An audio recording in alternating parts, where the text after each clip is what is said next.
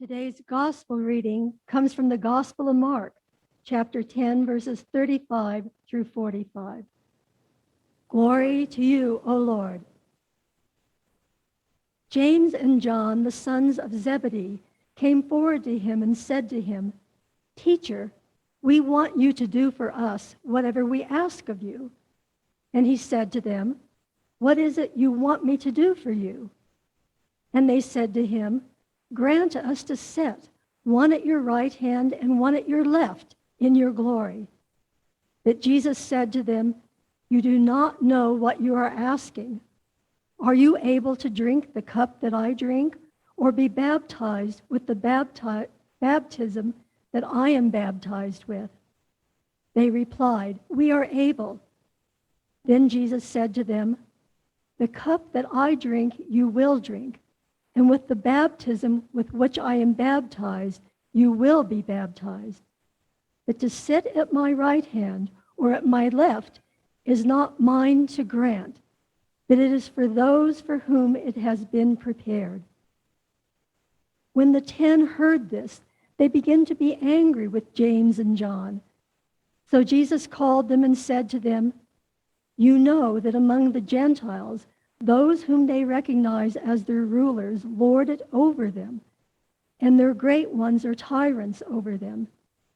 It is not so among you, but whoever wishes to become great among you must be your servant, and whoever wishes to be first among you must be slave of all.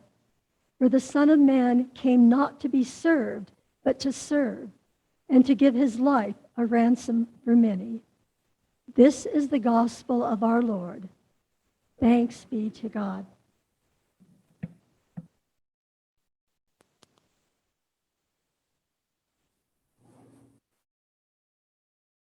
We all have blind spots. Would you agree that that's true? We're driving down the road and you look over to that mirror on the right, you know there's that place that we just can't see. That's especially true for ourselves. We all have blind spots, just like James and John have a blind spot. They come to Jesus right after Jesus, for a third time, has predicted and offered them words about his forthcoming death.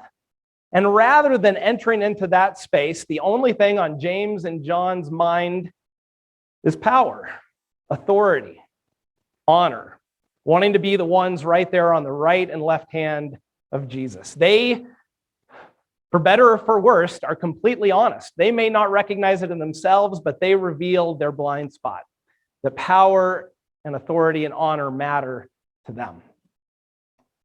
If we think about this section in Mark's gospel that we've now been in for this last number of weeks, this is the culmination story of what most literary scholars think is the central crux of Mark's gospel. And this middle section of Mark's gospel, it ends with the same type of story. It begins with a story about restoring sight to the blind. And in between these two stories, in Mark chapter 8 and coming at the end of Mark chapter 10, are these three stories of Jesus talking about his death and also about how he has come not to be great, but to serve and to show God's greatness through service. What we are to take from this section in Mark's gospel is we ourselves are ones that are the ones to be seen as blind, and that Jesus is not just restoring sight to the disciples, helping them see their blind spots through these sections as they ask questions of Jesus about greatness and about power, but that we as hearers of the gospel are supposed to confront the things that we cannot see ourselves in us and around us. We are to open up our eyes and allow Jesus to reveal to us a new way of seeing. So in that spirit, I have a visual for you all today, a tangible visual I'm going to pull out and use. Give me just 1 second as I pull out this visual. And thank you, Dan, for watching my microphone while I do that.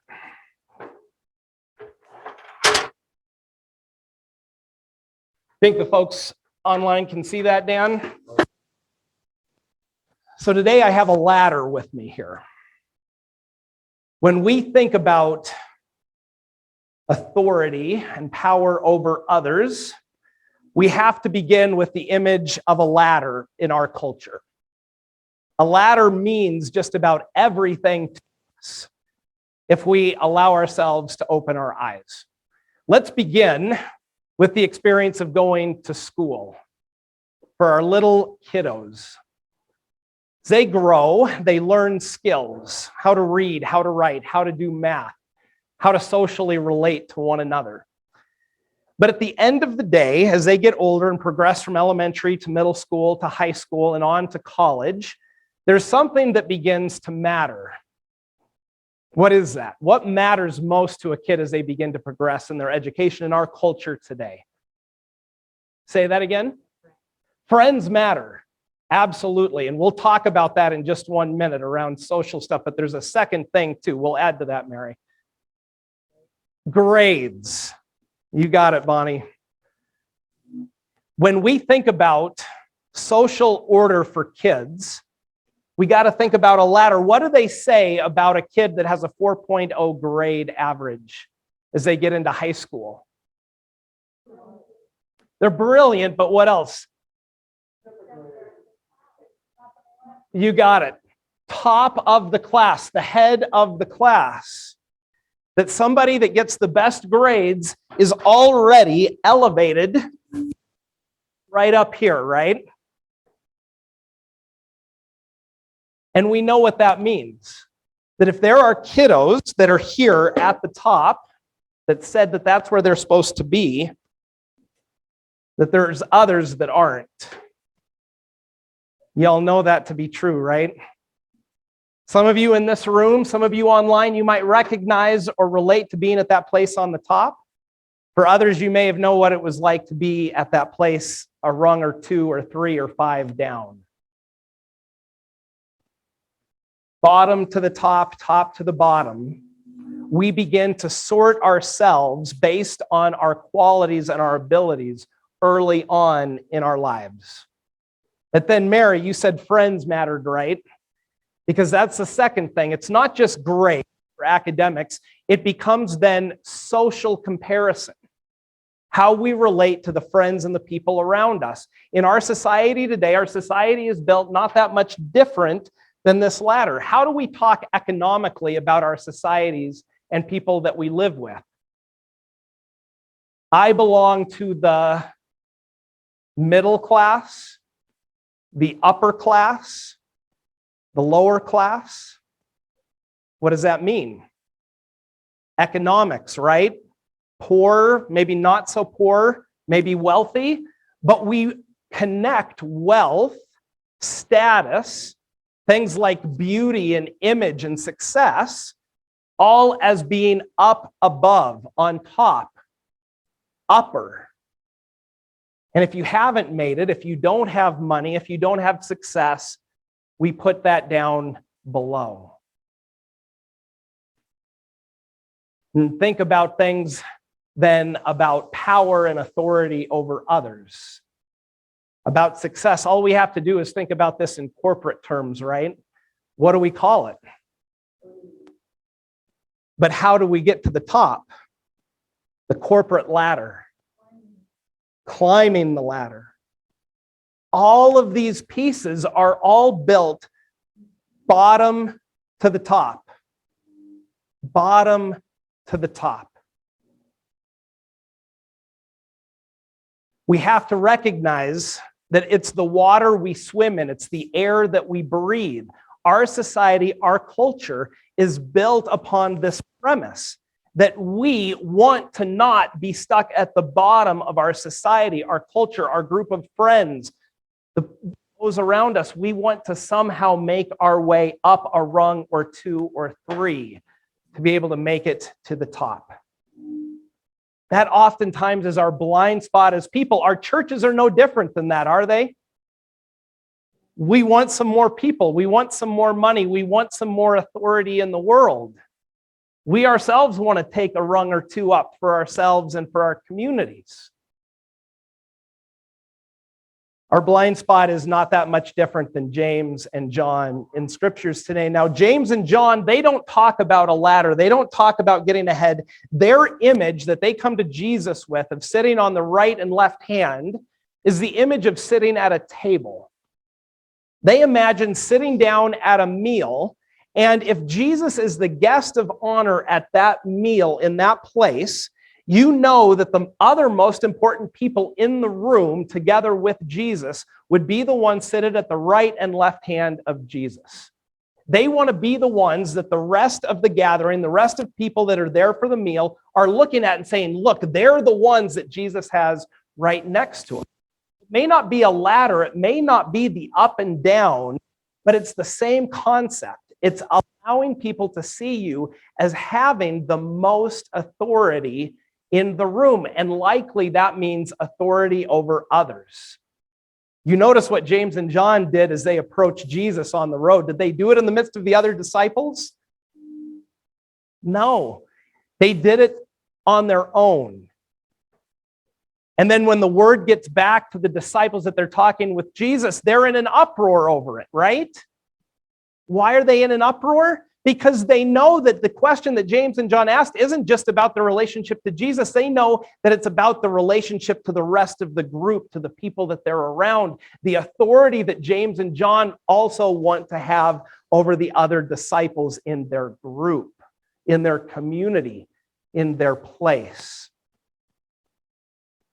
And so Jesus takes all of this and begins to say, it's not about being at the top. It's not about having authority over, because look at what I came to do. I've told you for the third time now that I have come to serve. I have come to show the fullness of God's love, and that I will be put to death because of that witness. But that I'm not afraid of that reality. I'm willing to give my life in service of others, not to be great, not to be seen as great, but simply to serve, because that is what God has called me to do. That those that wish to be great will be the servant of all.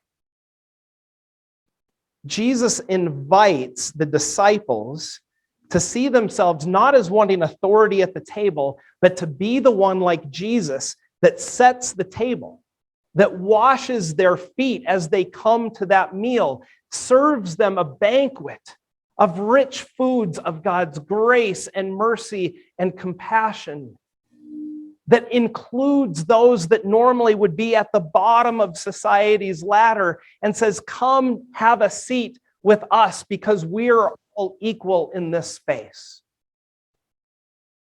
Jesus' death and resurrection witnesses to the importance of that life of service. That idea that greatness is not about having the most powerful on your right or left, but being willing to identify with those that are rejected.